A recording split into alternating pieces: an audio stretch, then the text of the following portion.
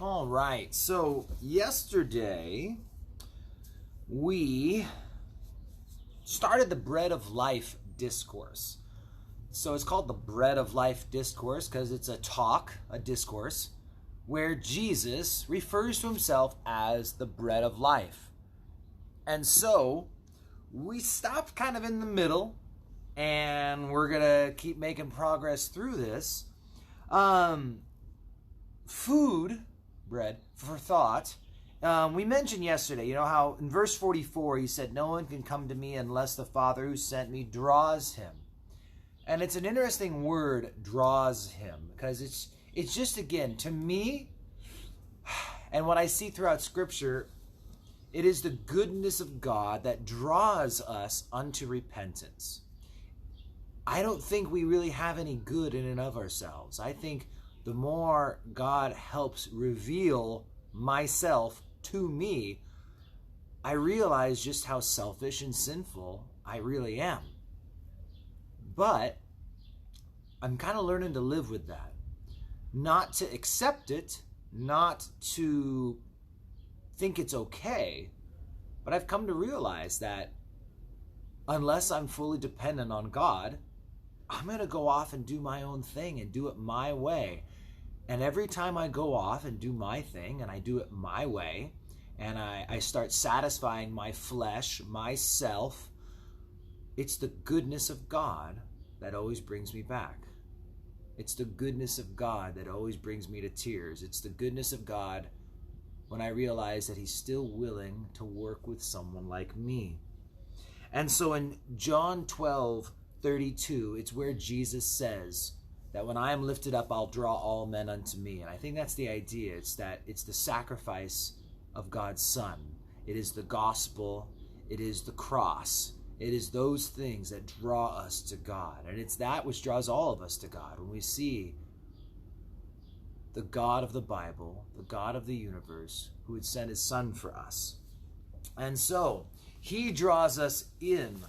Hebrews 10 warns us about those who draw back. And so we don't want to draw back. We want to let God keep drawing us in. But he makes these comments about being the bread of life. And we finish in verse 51. It was said it's kind of in the middle. And we stop where Jesus stopped talking. And so in verse 52 is where the Jews now respond to these comments. And they say, "The Jews therefore quarreled among themselves, saying, 'How can this man give us his flesh to eat?' Then Jesus said to them, 'Most assuredly I say to you, unless you eat the flesh of the Son of Man and drink his blood, you have no life in you. Whoever eats my flesh and drinks my blood has eternal life, and I'll raise him up on the last day. For my flesh is food indeed, and my blood is drink indeed. He who eats my flesh and drinks my blood abides in me, and I in him. As the living Father sent me, and I live because the Father, so he who feeds on me will live because of me. This is the bread which came down from heaven, not as your fathers ate the manna and are dead. He who eats this bread will live forever.' These things he said in the synagogue as he taught in Capernaum." Now,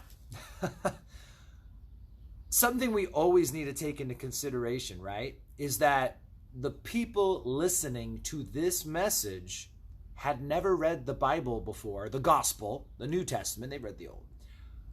And they've never heard the story of the Last Supper.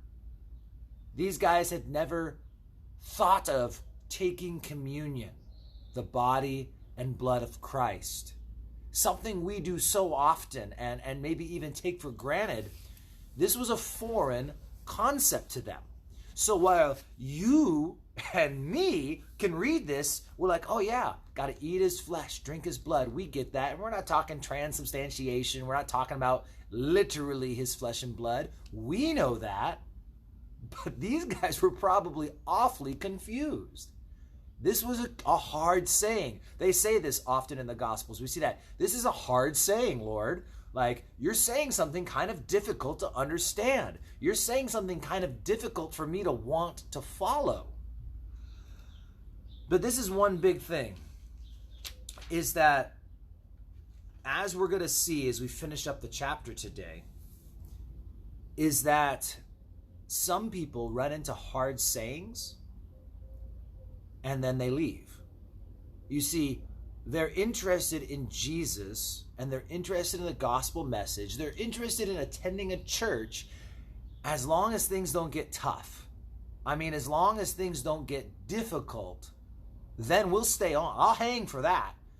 But as soon as it starts getting a little rough, I mean, serving the children's ministry or doctrine that are tough because perhaps you were raised in a church, or maybe you were raised in the church of this world. We have to remember that everyone is raised with beliefs, and everyone's raised being taught what is wrong and right. And so maybe you're going to come to a scripture someday. Maybe you haven't heard it yet. If you're a newer believer, this should be expected, that all of a sudden God's going to say, this is sin. And I have got to determine, okay, this is a hard saying, Lord. I've got friends who are that way. And this is where these people are faced with a hard saying. They're faced with something difficult. Sometimes we run into scripture that we don't understand. Maybe it's not about a sin, but it's just I'm reading the Bible and what I made just doesn't make sense. So very often this happens when people read the Old Testament for the first time. They're going through Leviticus, they're going through Numbers, and some of the laws seem weird. In fact, they make God come across as harsh. Yet, as I taught through the Torah and personally understood it better than ever before, having to do all the studying that I did, all these laws made better sense. And things that used to be confusing, all of a sudden it's like, well, wait a minute, no, that's actually very reasonable. You know, here, one little nugget you can toss in your back pocket for later. I don't have the scripture memorized, the verse, but when it's talking about slaves, I want to say it's Exodus, and it's probably not long after Exodus 20 when the Ten Commandments are given. But slavery in the Old Testament, I mean, people bring that up. Why is there slaves and this and that? You know, one of the rules, the rules the Jews had to follow was that if a slave ran away due to mistreatment, their owner was too harsh on them, they were not allowed to return the slave.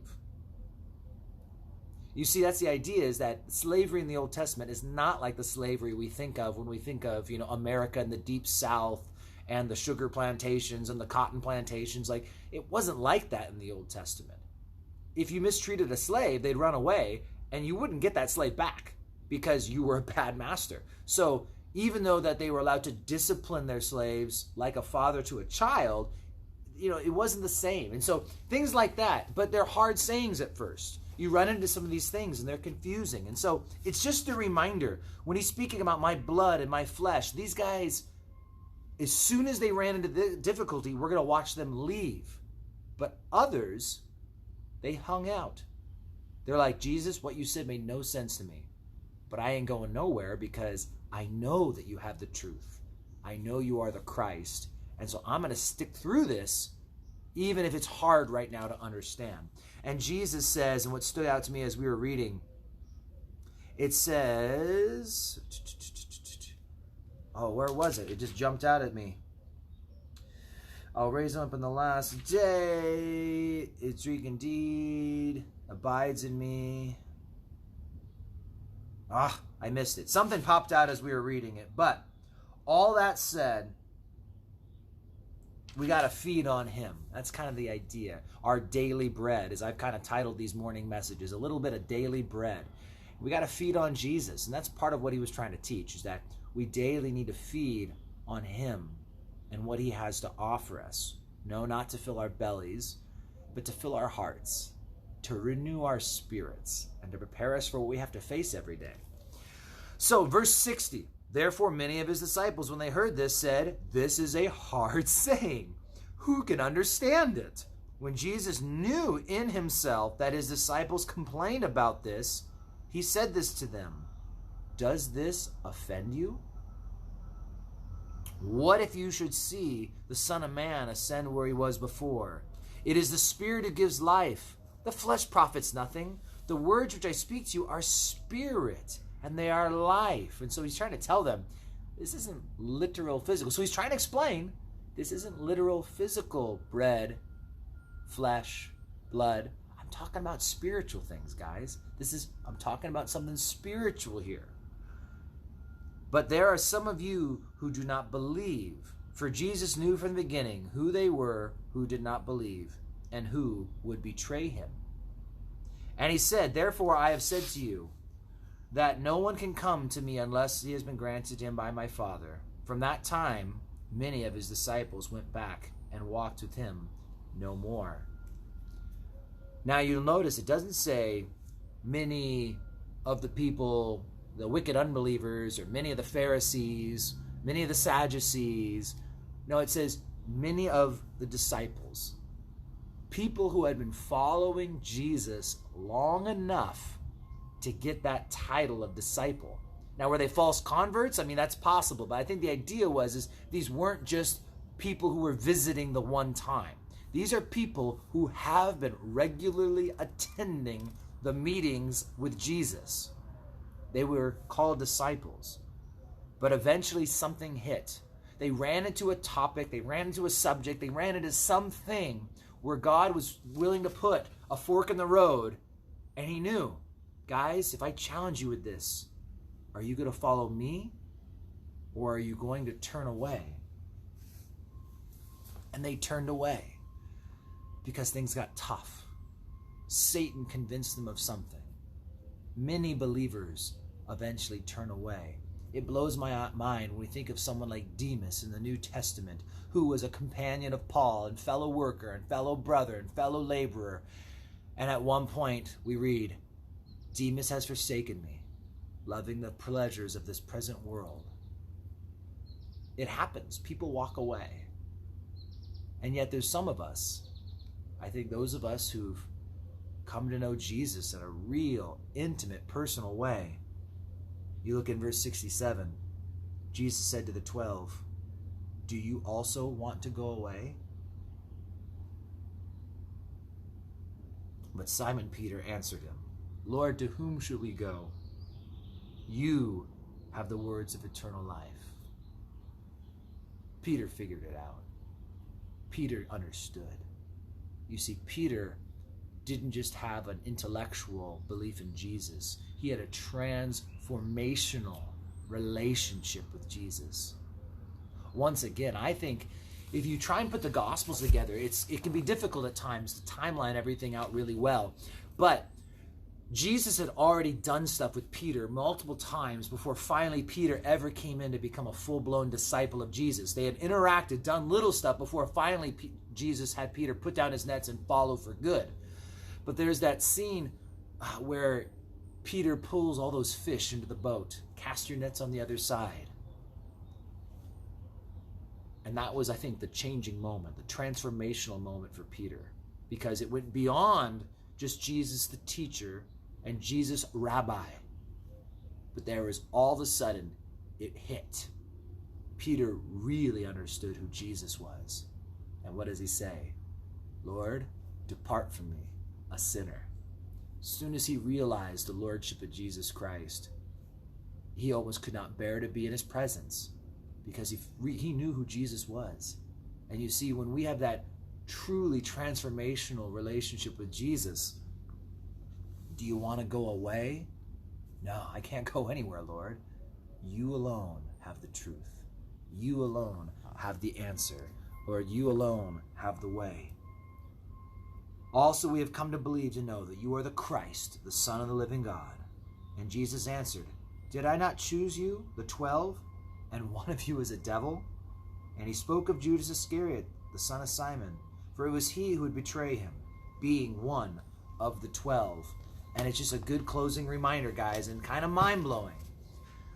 He fed the 5,000, knowing how many would reject and turn away. He kept all these people on. He never pushed people out. And so it's just, I don't know, a reminder for us. You know, it's not our job to necessarily pull up all the tares, lest the wheat be pulled up also. He just kept feeding, kept teaching, kept pushing. And as he faithfully fed his flock, those left who didn't belong. He never kicked them out. He just kept pushing growth. And eventually these guys, they could fake the growth for a while, but they had to move on when they realized they didn't want to grow anymore. They just wanted to go the easy route. So pray that you guys are growing. Click share. invite your friends to join us. I love these mornings. They're great. So God bless you guys. Take care.